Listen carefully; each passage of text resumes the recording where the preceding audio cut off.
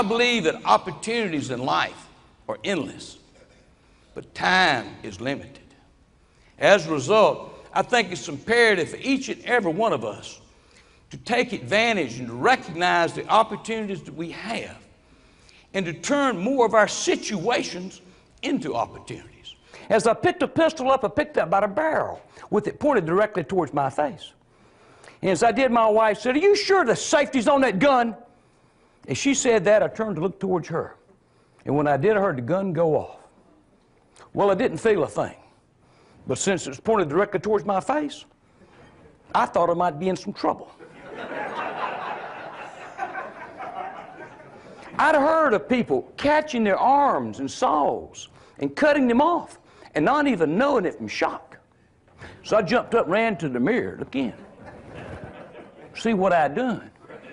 And when I did, I saw this hole in my face right here, which tended to upset me. But when I saw another hole in my temple on the other side, I knew it was dead. I'd always heard that your life flashes in front of you right before you die.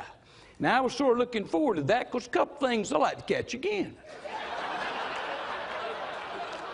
Another learning point I got from my accident was to be a little bit more tolerant of other people who make mistakes.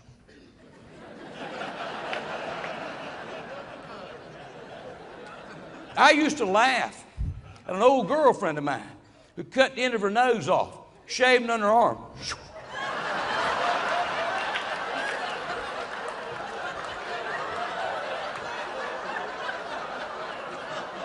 I can assure you of one thing, all of the humor was in retrospect. I found nothing at all amusing at the time. But it did make me stop and reassess some things in my life. I had previously thought, upon my surviving the jungles of Southeast Asia and returning to the land we call the world, that I would live an average number of years. But what I found out, there's such thing as an average number of years.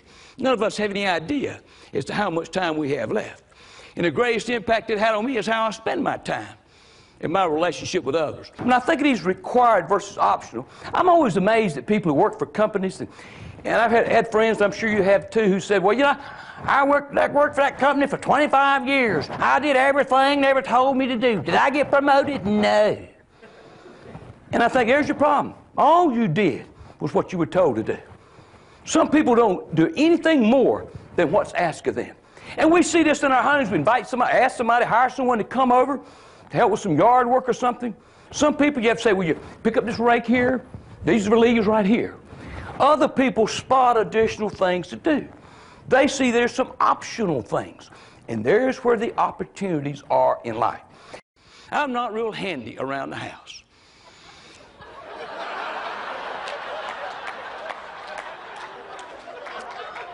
I know that comes as a shock.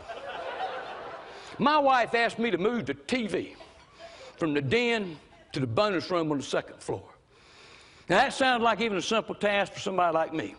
Well, you see, it wasn't that simple because we didn't have cable on the second floor. I got to pondering how I could do that.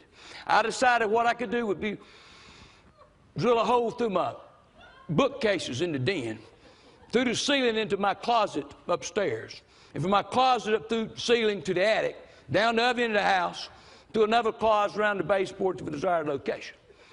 So I pondered this for about 9 months. When my son was about 7 years old, he came downstairs on Halloween night. He said, "Daddy, you come upstairs and help me carve a pumpkin." I said, "Son, I love to, but I don't have time. I got to finish this report." As he walked away, I said to myself, if this were the last chance I ever had to carve a pumpkin with my son, would I do it? I said, "Hold on a second there, Kenny. I think I can help you carve that pumpkin." I viewed I was given one more chance to do something else in my life. But if you really think about it, each day that we get up, we're all given one more chance.